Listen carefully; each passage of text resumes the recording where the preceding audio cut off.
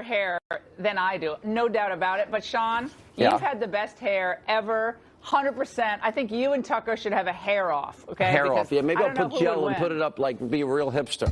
Wait a minute. No. You're missing the whole point here.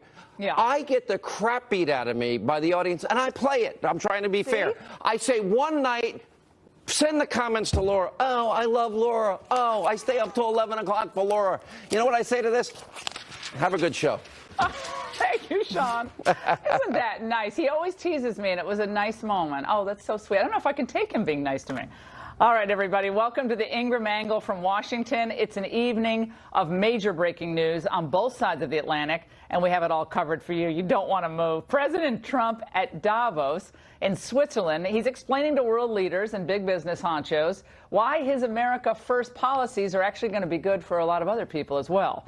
And back in Washington, the White House drops a bombshell immigration plan, and they do it ahead of schedule. President Vicente Fox might actually like this plan. That's scary to me. People on both sides of the aisle are up in arms, and in moments, I will take on frequent Trump critic and former president, as I said, from Mexico, Vicente Fox, on the details of that immigration plan and a lot more. Plus, we have 5 months of those missing text messages between the FBI's lovebirds, and they've actually been found. We asked, and they were found. We're going to tell you what the investigators have uncovered thus far. But first, Trump takes on the elites in Davos. That is the focus of tonight's angle. The global elite gather once a year in a small town nestled in the Swiss Alps to discuss political, economic, and humanitarian challenges facing the world. As a businessman, Trump actually never made the guest list. And he's the first president to go to Davos since Bill Clinton, who only attended his last year in office. Though it's a conference where your net worth is described with B's, not M's, yes, as in billions, and where people with Trump's populist views are considered persona non grata. Well, world leaders from business to politics issued a series of dire warnings in advance of Trump's appearance at Davos. And I'll bet they's made the editorial writers at the Wall Street Journal giddy. Now he's going to Davos, and this is really oil meeting water. From my perspective, I feel like he's going to get a bad reception there. This year, the protesters seem particularly inspired. Trump takes the fun out of fondue. That's just a bad poster. Fondue? I mean, they're really stretching. Well, once again, Trump has defied expectations and is surprising the world. The president crashed their swanky globalist party today, and though the world leaders continue to hit his policies on trade as protectionist, they're taking notice. Elites scrambled to take selfies with him, and they couldn't stop talking about him. They were elbowing each other out of the way along that stairway or escalator to get close. And there was substance from the president as well. It wasn't just they wanted the photo, they wanted to hear what he had to say. And sitting next to Israeli Prime Minister Benjamin Netanyahu, Trump threatened to withhold aid to the Palestinians unless they returned to peace talks. And then, this is important, he challenged Netanyahu. Israel does want to make peace, and they're going to have to want to make peace too, or we're going to have nothing to do with it any longer. They never got past Jerusalem. We took it off the table. We don't have to talk about it anymore. You won 1 point, and you'll give up some points later on the negotiation, if it ever takes place. I don't know that it ever will take place.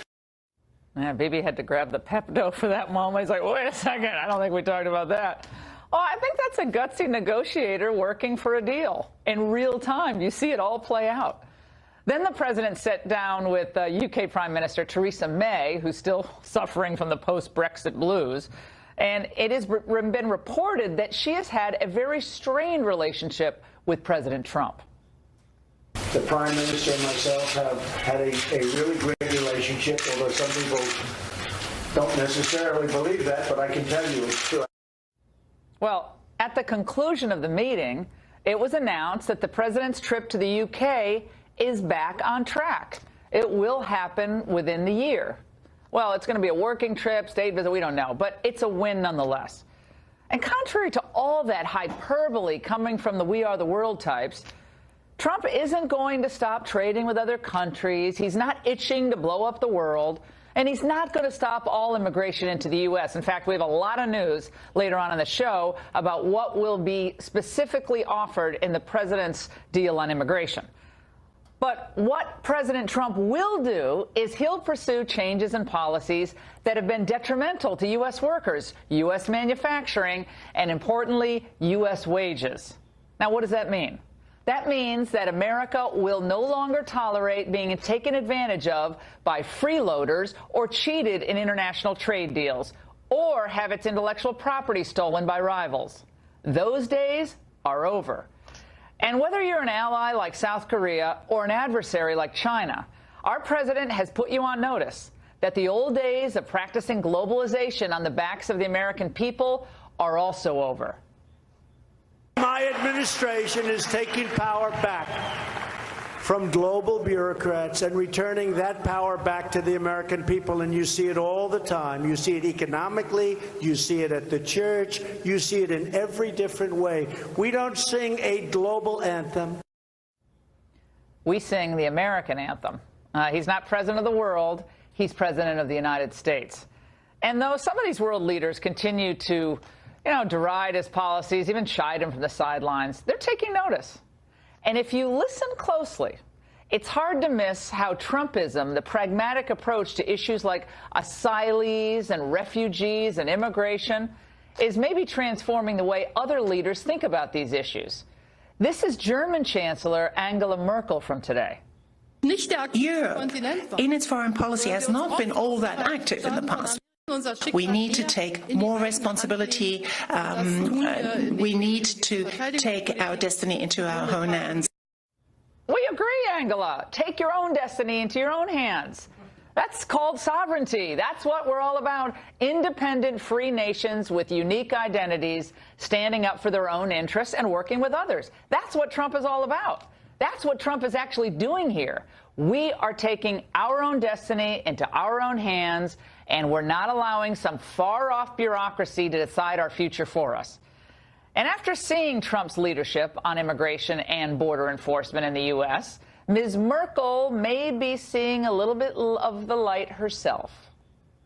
We were always very proud of freedom of movement. We never really thought that much about protecting our external borders. When you look at it in hindsight, we think, well, how could we miss out on this? How could we never think about this? We felt safe and secure. Now we're working on an entry-exit system. It's no wonder. In Germany in 2016, the crime rate among migrants and refugees skyrocketed by more than 50%. And according to The Telegraph, migrants committed nearly 175,000 suspected crimes in Germany.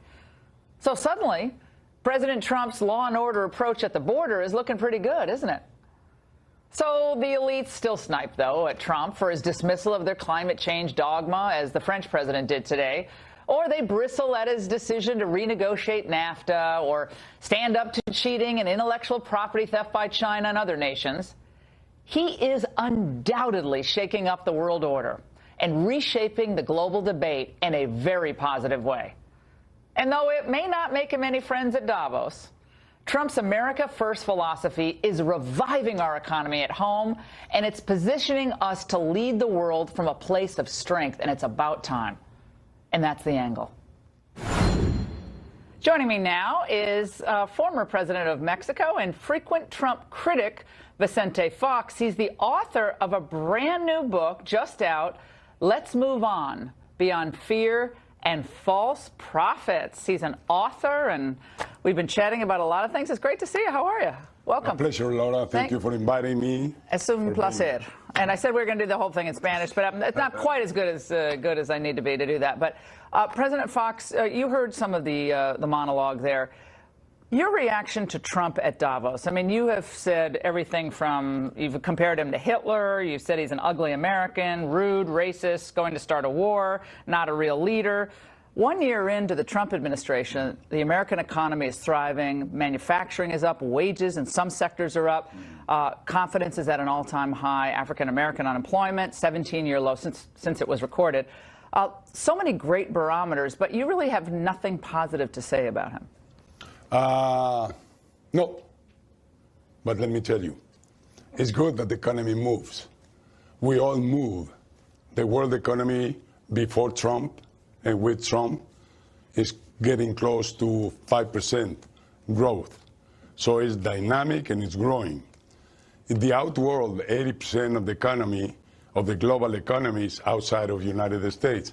So yes, there might be something to recognize to Trump in the sense that economic activity pretty much depends on expectations. So we're still waiting to see that all of this comes to be true, and then the economy will keep on going. But you attribute that to Obama, or you attribute it to Trump? I mean, these jobs coming back into the United States and all that. I attribute it to U.S. citizens, to corporations, to universities. But they're responding to his policies, are they not, Mr. President? This country is so powerful, so great. So Trump can't change it. It moves on its own. So it moves on its own. There's no. This country could not have a president, and it would be doing better, I'm sure. Okay, that's wild. Okay, that is wild. Well, look at Spain. I've got to think of the Spanish word for what I'm thinking. It's going to come to me. 6 months with Arrajos, and they grew up. All right, let's talk about the White House immigration proposal, an issue that you really care a lot about. It came out tonight. This is DACA. The DACA. 1.8 million DACA dreamers protected. That's a million more than the 800,000 he was offering to help last week. $25 billion for border wall and security, eliminate the visa lottery, change it. Those 50,000 a year would go toward the people now waiting in line to come legally, and keeping the nuclear family together, but ending the extended family chain migration. 1.8 million people given amnesty. Yeah, 1 million more than what he said last week, but 1 million aid what he said 2 weeks ago. Here, I hope he gains credibility, because everybody doubts that that will happen. And my only concern is that it's conditioned to getting $25 billion US from Congress. So that makes me happy, because then Mexico is not going to pay for it. So US Congress and taxpayers are going to pay for that wall. Number two, it doesn't make me happy, because to exchange one young, dreaming person that expects a great future for himself, for $1, I would not exchange it. For $25,000, I would either exchange it. So I don't know why you have to tie up together these two things. Let's get those kids really supported. They want to stay here, and if not, we welcome them in Mexico. We would love to have them. They have university degrees, and they are great human talents. Now, on the case of the 25,000, how many good things you can do with 25,000? 25 billion. Walls don't work. Yeah, well, okay. Well, you've never been a big fan of the wall, to say the least. You've called Trump, again, rude, all these racist, all these things. Like he called us rapists and criminals. No, he didn't say that. He said, and when he announced he was running, he said they're sending a rapist. Then he said there are other people who are good people coming across. Who is sending? Who is sending? That's well, what is wrong. I think, that's a manner of speech. You have manners of speech in Spanish. We have different ways of speaking. But, I mean, you do understand that Mexico has a problem keeping her own people in her country, satisfying their economic needs, for the moment, satisfying their need to be safe from criminals. So they flee your country and come to our country. Why can't you keep your own people happy in your own country? You going to blame Trump for that too? No, let me see, but I differ from you on this. NAFTA was created for that purpose, exactly for that purpose, to bring into Mexico wealth, jobs, so that migration will be reduced and eliminated. So why are we still getting so many immigrants? Let me tell you the real facts. When NAFTA started, you would make $1 on the Mexican side and $10 on the U.S. side. When NAFTA started, we got a $63 billion trade deficit with Mexico. Who would not learn to swim NAFTA's go for $10 instead of $1? 25 years later, today is 5 to 1. So it has come from 10 to 1. We're subsidizing Mexico through NAFTA. No, not subsidizing. We're doing our own work. We can't do an hour on NAFTA, because I want to get to some other things. Because NAFTA was supposed to fix all this. NAFTA is a great tool. And I hope NAFTA's been great for you. You have a $63 billion trade surplus with us. It's awesome for you guys. Sorry. Not good for American car manufacturers. Look at the profits of GM, Chrysler, and every U.S. company in Mexico. Look, they can move their profits they return to United States. They can move their companies any day of the week they want to Mexico. If they want to do that, they can do that. that, but our policies are no longer going to encourage that. That's what President Trump says. But let's take farming. Yeah. Farming. Yeah. We import $40 billion US It's a small percentage compared to the heavy manufacturing. But it's 3 million farmers in the United States that live out of that. Yeah, Big Agro wants to do They more of that, told no to doubt about Trump. it. Let's go back to what Newsweek said about you when you were president. This was back in 2006. Vicente Fox has spent the past 5 years urging the United States to upgrade the status of millions of illegals from Mexico. Meanwhile, his own government has given legal status to only 15,000 foreigners without papers. You deported 140,000 in 2003, deported 120,000 in 2002, and from 2002 to 2006, the number of detainments and deportations was up 74%. So you're trashing the United States for deporting Mexicans and other people from our country. We don't do that much. And meanwhile, you were deporting plenty of people, and you had lots of problems with the way immigrants were treated in the early part, especially of your tenure. Yes, that is true. And those people are my heroes. And they contribute to this economy like nobody else or like everybody else. Who's your heroes? I'm not following. Paisanos, my dear Hispanic paisanos, Mexicans here in the States. But why did you deport? Why did you only give legal status when you were president to illegal immigrants in your country to only 15,000 people? Because why? we didn't have the capacity. Because we're 1/10. But you're a US humanitarian, economy. and Trump is Hitler. So like, why? why? And I try to do as much as possible. So you could only bring it. You could only give 15,000. You had to get rid of all these hundreds and hundreds of thousands of Guatemalans. Trump. No, but you were the president of Mexico. Oh, yes, you got poor grades for the way you treated Today, migrants. Mexico is full employment. Would you believe well, that? that's because you guys have a $63 billion trade deficit with our country and a trade deficit with Canada NAFTA, as well. Because we work NAFTA. Yeah, you work NAFTA, but it's going to be renegotiated. Are you happy about that? Do you remember the times when the United States would force all of us to open our markets from World War II until the year 2000? Why does that's why this nation grew so much, by trading with the rest of the world. Yeah, well, China has the $360 billion trade deficit. That well, was the best that could happen. Mr. President, I am not denying that NAFTA has been great for Mexico. But we actually have to. States. We have a $63 billion trade deficit with Mexico. That cannot stand. And it's mostly automobile. It's not. We're not worried about the agriculture. We're worried about automobile.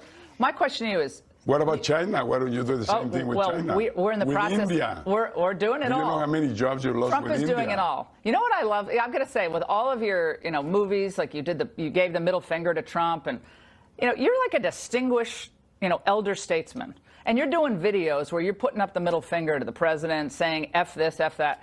If Trump is rude and all these things, why are you? Because he offended us. But why are you doing the same thing back? He is offending the rest of the world. That you showed in Davos is not true. It's diplomacy. Oh, really? It's diplomacy. It's presidents. He's offending the rest of the world by America coming back stronger. Well, if that's offending the rest of the world, I'm not really worried about the rest of the world being offended. They didn't like Reagan, did they? They didn't like Reagan. Remember what they called him? We love Reagan. You did, but the rest of the world didn't. Us. No, we love them. We have a lot of Mexicans living in the United States. Why is that an offense to you? I love the Mexican people. I just want the immigration needs to work for our country, just like it needs to work with you. To Trump. So he should love Mexico. 1.8 million Dreamers amnesty. You'll like that? Yes, but not conditioned to $25 million US. Should we have any border with Mexico at this point? Do we need a border? Really? No, there is no choice. Okay. But you would prefer not to have a border? Okay, so we shouldn't have a border. God didn't create borders. Do you have a fence at your house? We shouldn't have a border like you don't have with Canada. Do you have a fence at your house? This will happen in this next generation. Okay. Because we are going to be on a one-to-one. We'll see. I love the fact that you adopted your 4 children. That is so admirable. I love it. To you so we have that in Children. common. 3 and 4. Good to see you. All right, thanks. And Mexico is going to be better off after NAFTA is renegotiated. I promise you, they're going to be better off. And there are big developments, Mr. President, tonight on the Russia probe and the questions of FBI corruption, missing text messages. We have a lot more to get to. Keep it locked right here. Do not step away. Are staggering. The plan is daring. Initiate. Now, Darkest Hour is nominated for 6 Academy Awards. As obvious as it sounds, the Justice Department's Inspector General just found the missing text between those 2 FBI agents. What did he do? Well, he merely took possession of the phones. Can you imagine? The FBI claimed over the weekend it couldn't find the 5 months of text between Strzok and Page. But it took the Inspector General just 2 days after senators demanded the answers. Good for him. Also breaking tonight, Fox News can now confirm that President Trump ordered the firing of Special Counsel Robert Mueller last June, but he backed down after White House counsel Don McGahn and others convinced him not to. That news was first reported by the New York Times earlier tonight. Let's explore that and a lot else with former Harvard law prof Alan Dershowitz in Miami and in Orlando, Congressman Ron DeSantis, Republican from Florida, and here in studio, my friend, attorney, and Democratic strategist, Scott Bolden. All right, we have a lot to get through. I've got to do it together. Professor, let's start with you on this New York Times report that the president wanted to axe Mueller, and McGahn said, can't do it. You do it. I'm out. Well, it just shows you that everybody should listen to their lawyers, whether you're the President of the United States or anybody else. McGahn's advice was very, very sound advice. Look, the President has the constitutional authority to fire anybody in the executive branch. The Supreme Court has held that. On the other hand, it would have been very unwise politically, and it would have sounded like an admission of some kind of guilt. He's so much better off following his current lawyer's advice as well, which says, look, be nice to Mueller, say you have nothing to hide, be willing to sit down and be interviewed by him under oath, and you have nothing to lose when you do it under oath, because it's just as much a crime to lie not under oath as under oath, and respond to the questions and try to wrap up the inquiry. That is the best advice he could possibly get. That's what he said yesterday when he left for Davos. I'm fine with sitting down under oath, answering questions. That's the better tact. I always said it would have been a ridiculous idea. I wouldn't have fired Comey when he did. I would have cleaned the whole intel community out. I agree with you. I think that started the whole problem. Huge mistake. Scott, I want to go with you very quickly on this. We're going to move to text and go to the congressman. Scott, the idea of firing Mueller, the New York Times, you can look at me now. The New York Times is going nuts with this. The president has the constitutional prerogative to do it. I mean, he's a regular guy. I mean, he's a businessman. He's used to firing people when he doesn't like them. Is this a big bombshell in your eye? It's a big bombshell because it's Donald Trump.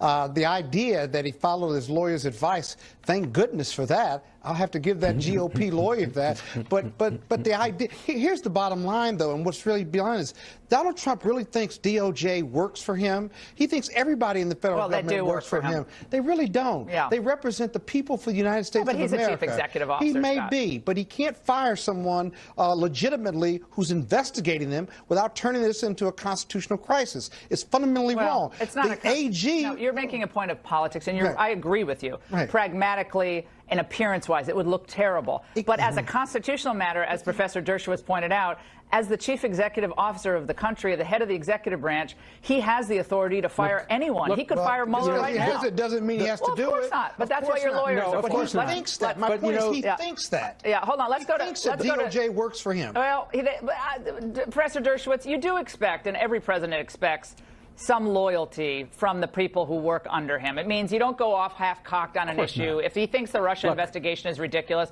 he's going to express his frustration. I have no problem with that. But then we got to get to DeSantis. I have a problem, but it's the problem with the Constitution. The framers made a terrible mistake by combining two offices together, one the advisor to the president in a justice matter, and the other the chief prosecutor. Most other countries divide those functions. All right, well, we're not going to redo the chief prosecutor is independent. All right, yeah, we can't redivide the. That's not going to change. Let's go to DeSantis. Ron, I think we covered that issue. Let's move on to these the missing texts. They were discovered. A lot of people thought you had to go to the NSA for these texts, but they found them, including one interesting text in particular.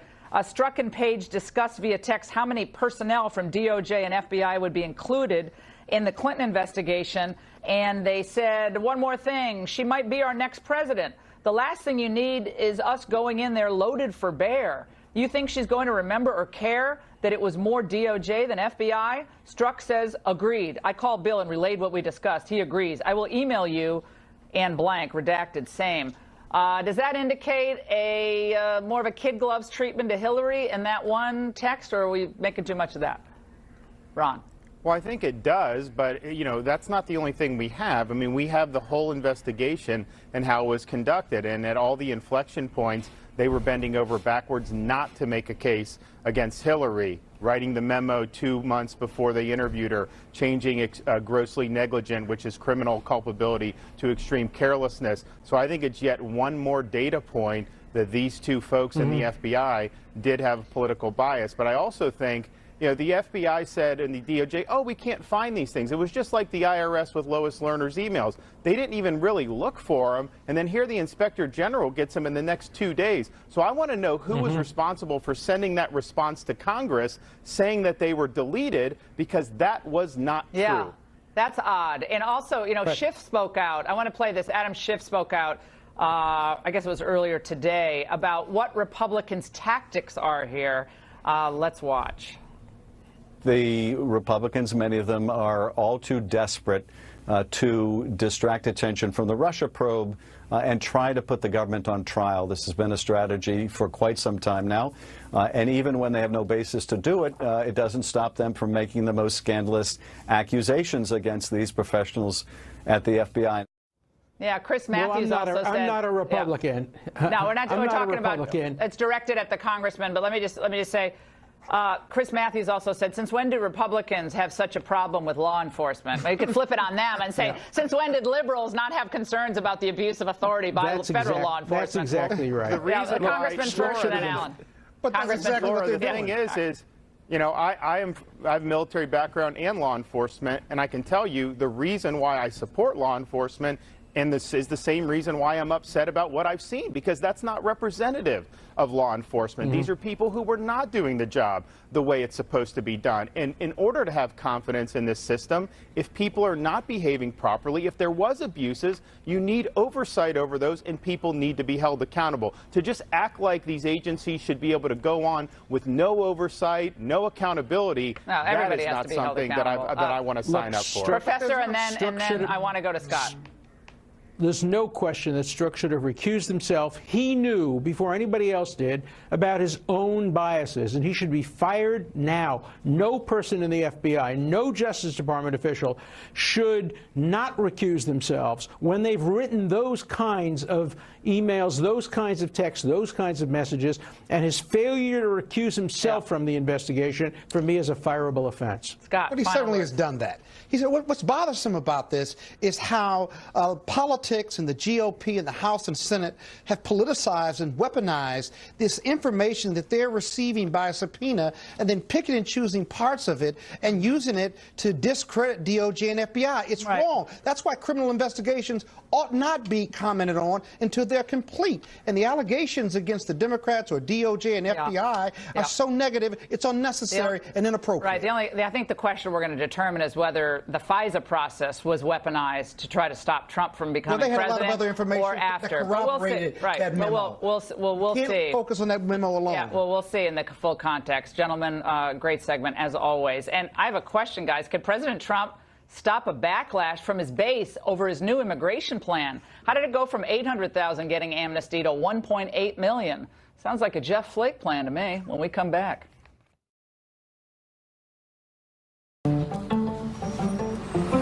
I'm 65 and healthy. I'm not at risk. Even healthy adults 65 and older are at increased risk of pneumococcal pneumonia. Isn't it like a bad cold or flu? Pneumococcal pneumonia is a potentially serious...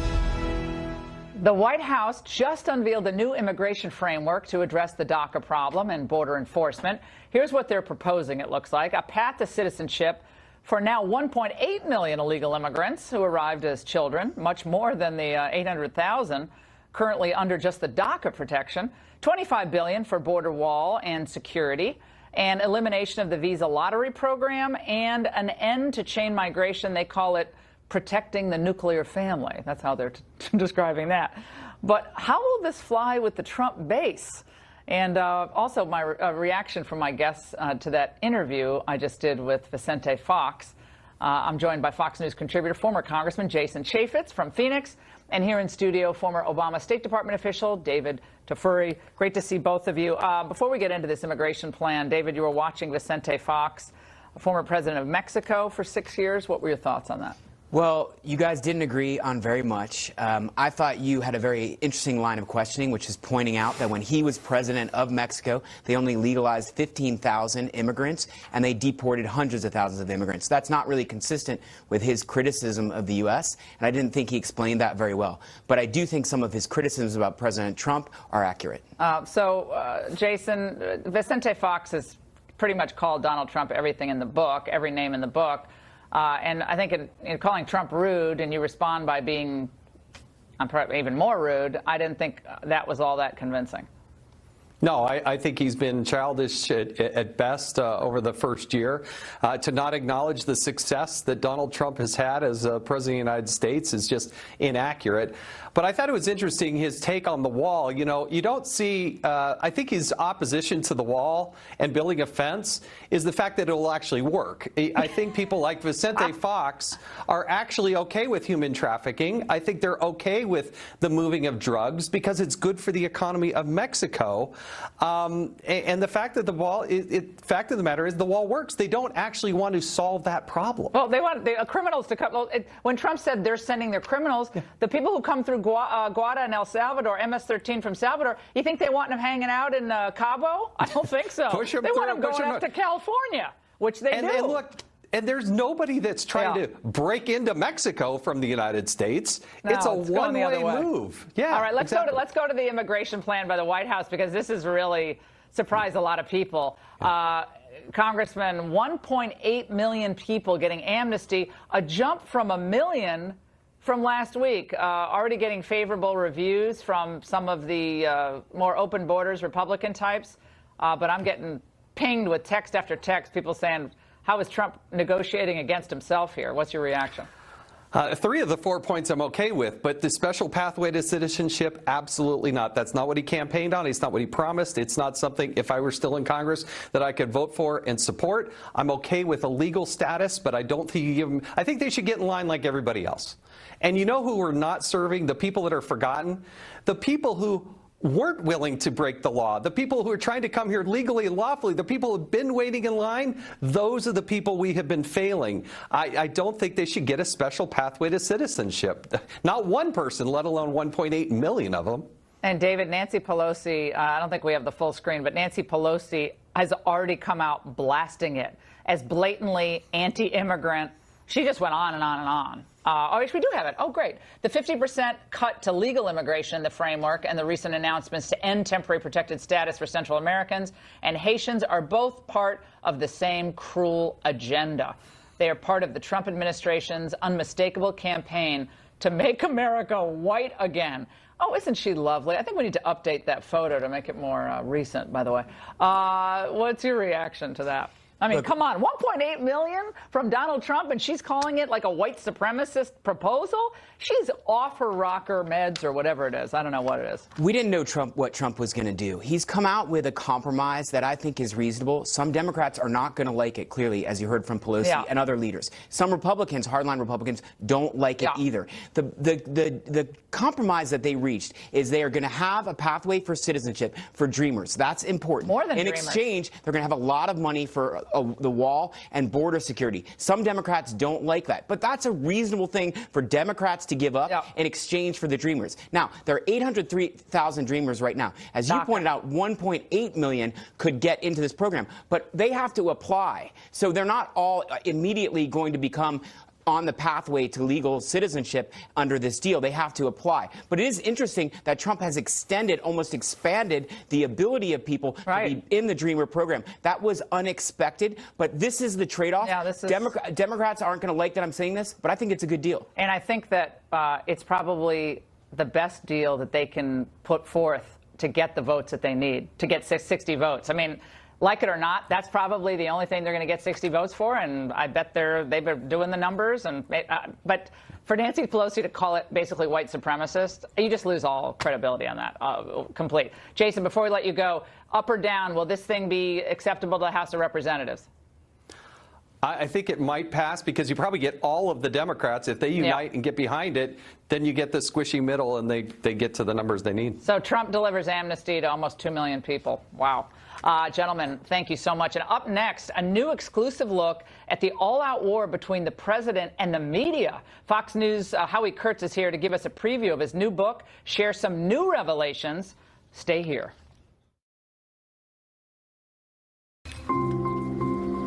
I thought I was managing my moderate to severe Crohn's disease. Then I realized something was missing. Me. My symptoms were keeping me from being there. So I talked to my doctor. A new book on the Trump presidency is unlike anything you've seen before. Here's what the author wrote a few days ago in The Hollywood Reporter. Donald Trump is staking his presidency, as he did his election, on nothing less than destroying the credibility of the news media. And the media are determined to do the same to him. Only one side can achieve victory. To a stunning degree, the press is falling into the president's trap.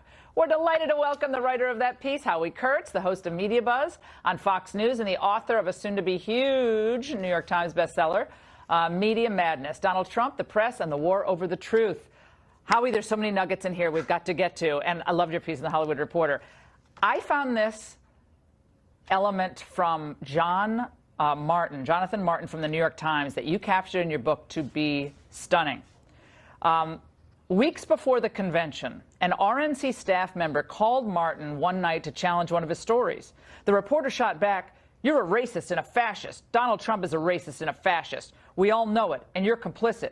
By supporting him, you're all culpable." Spicer called the top Times editor and unloaded about Jonathan Martin's behavior. Half an hour later, Martin called Spicer and demanded, "How dare you go behind my back? What are you doing calling one of my editors?"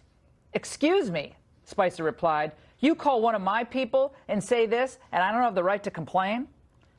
Jonathan Martin is one of the top writers at the New York Times. Yeah, he's a good reporter, but I have 4 sources with firsthand knowledge, including the RNC staffer that had this conversation, or actually 2 conversations, that confirmed this for me. And obviously, now Jonathan Martin is disputing it since the book came out. He says he can't imagine saying such a thing. But Sean Spicer went on a radio show today and confirmed on the record that my account is accurate. Well, he is not only such an important reporter for the New York Times, but his accounts of the campaign are then repeated and taken by other reporters and run with. So when he's reporting on a candidate like Trump and now the presidency, he thinks Trump's a racist and a fascist. You must have a desire to remove a racist and a fascist from office. You know, I have a lot of exclusive reporting in this book about what other journalists say about the president on Twitter when they think that only their friends are kind of following it. Right. And I think that one of the problems here, look, there's been a lot of legitimate stories about the president. Sometimes the president creates his own distractions, but I think that too many people, journalists, now think it's their job to save the country from Donald Trump. And that's not journalism, that's advocacy. It's crusading. And it's fine when you're a pundit or you're a radio host like I am, and you want to, take the charge, take the hill, but it's disconcerting. And the public's view of the press today, Howie, where is it today versus 10 years ago? Has it declined? Oh, it's dramatically declined, and it's dramatically declined even further since Donald Trump was a candidate and now president, because the people who support this president, a big chunk of the country, feel that when 45% now. When the mainstream media attacks him, they also feel like the mainstream media treat them with disdain. And so what no one has understood is that negative coverage of Donald Trump campaign and as president actually helps him because he controls the news agenda, because we love to write about ourselves, and because it strikes a nerve with his supporters. Yesterday when he left for Davos, when it reminded me of your book, because Maggie Haberman says something about testifying. You're going to testify under oath. And he said, "Who said that?" And he looked, and I think it was Maggie Haberman, and the back and forth. Sure. And he said, "Well, did you know if Hillary testified under oath? Was she questioned under oath?" "Well, I don't know." "You don't know?" It's like a bar fight with him, with a member of the press. But is that always smart? It's often smart that he's his own spokesman, even though he talks in street language. It's not always smart to attack journalists individually, because I think it creates distractions, but I think there's damage on both sides. You got to buy this book to read about Steve Bannon, what he warned about regarding impeachment. Phenomenal. Howie Kurtz. And we have great news for American workers caused by the tax cuts and more. Next. You're wired with 100 billion nerve cells, so when aggravated nerves cause pain, use new Salonpas Lidocaine Plus. One anesthetic numbs nerves fast, While maximum strength lidocaine calms them for hours.